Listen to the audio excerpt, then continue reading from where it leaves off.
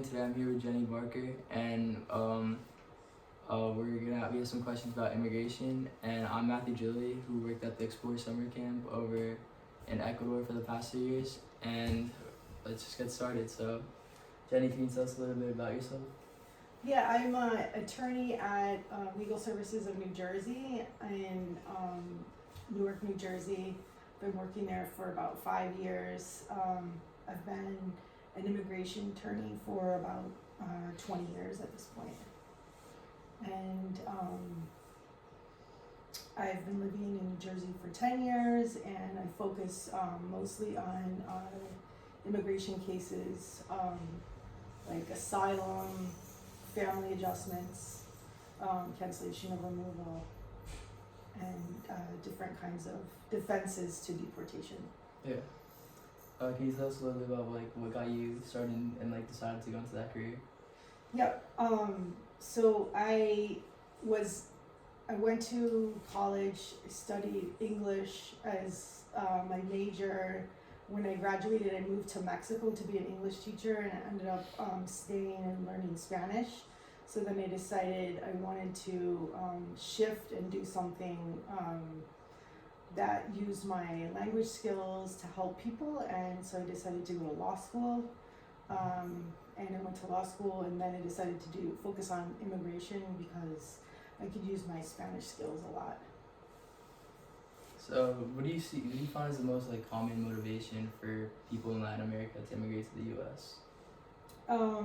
So different motivations, but the biggest factors are people just looking for a better life, people looking for a safer place for their kids, and people fleeing violence, war, gang type violence, a lot of problems with drug cartels, and just the general economy in a lot of countries is bad. So people see the United States as a good place to come to have a better life.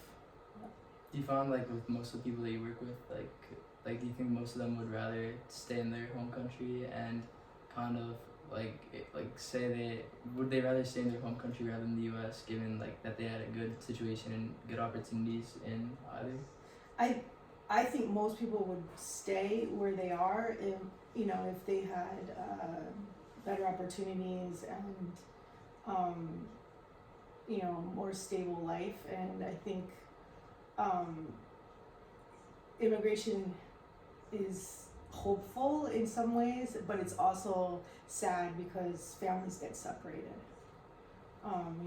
Could be direct families get separated, like parents from children, or parents from grandparents, cousins. I think most people would choose to stay where they're from if they could.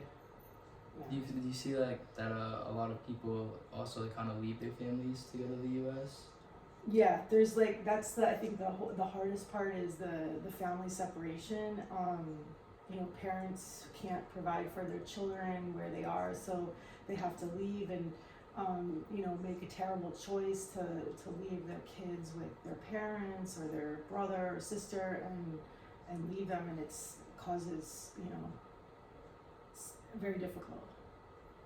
Do you see also a lot of kids also getting forced to move immigrate to the U.S. and involuntarily? Because I work at a community service thing and volunteer here in Montclair, and I work with kids who immigrated to the U.S. from Nicaragua and Dominican Republic and a bunch of Latin American countries. And from I don't know all their point of views, but a handful that I've talked to about it, they've all said that they've involuntarily had to come to the U.S. and even separated from their families. Yeah, I think kids don't have choices about where they live or what they do. It's the parents who are making the choice, so it's very difficult for them to have to just leave behind their whole extended family and change countries, change schools, neighborhoods, everything. It can be very difficult. Yeah. Do you see that they often kind of get better opportunities, better life? Yeah, of all my clients, of all the people that I talk to and that I represent, kids tend to acclimate quicker to the United States. They learn the language quicker, and I think they benefit a lot when they get here from like the school system and the opportunities here Yeah, that they might not have had in their country. Yeah, cause the girl like at my community service like just on Saturday or yesterday, she was like she made a presentation on Ecuador and she was talking about how she's grateful that like she's talking about how Ecuador is in the condition it's in. That's a great country that's being corrupted right now, and she's grateful that she's able to escape that corruption. Yeah, absolutely. And finally, I just want to ask, like, under what circumstances do you think like a family should decide not to immigrate to the U.S. even if they think it's the best for them, like risk of danger, or economic decisions, stuff like that. Yeah, the thing is that it's a personal decision that people make, and I'll never be in their shoes to have to make the decision of coming here or not. The biggest problem is that there's no real lawful pathway for people to come, and so that creates a very dangerous route full of terrible things that can happen to you, and you can end up in jail here. Once you get here, detained by immigration, you could be deported, you could be separated. There's lots of really bad things that could happen along the way, but I think people make those decisions not easily. Yeah. They're tough decisions that people make, based on their conditions. But it's definitely not easy to come here, no. Yeah, that's what I've been heard. That's probably. Yeah. Alright, thank you for your time. Yeah. Thank you for the